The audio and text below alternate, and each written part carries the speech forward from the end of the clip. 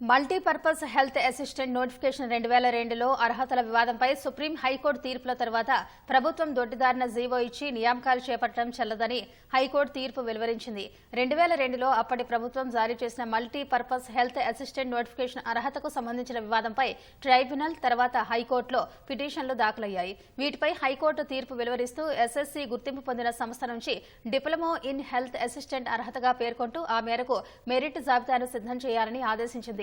దీన్ని సుప్రీంకోర్టు కూడా సమర్థించడంతో గతంలో అర్హత లేని 1200 మందిని తొలగిస్తూ ప్రభుత్వం 2012లో జీవో జారీ చేసింది.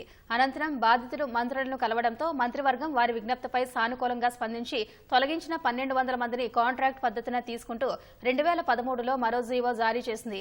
ఈ జీవోలను సవాల్ చేస్తూ దాఖలైన పలు పిటిషన్లపై హైకోర్టు విచారణ చేపట్టి తీర్పు వెలువరించింది. కేవలం 9 ఏళ్ల సర్వీస్ ఉందన్న కారణంతో పునర్నియామకం చేపట్టడం తగదని హైకోర్టు పేర్కొంది. 90 రోజుల్లో అర్హులతో జాబితా సిద్ధం చేసి నియామక ప్రక్రియ చేపట్టాలని తెలంగాణ, ఆంధ్రప్రదేశ్ ప్రభుత్వాలకు ఆదేశాలు జారీ చేసింది.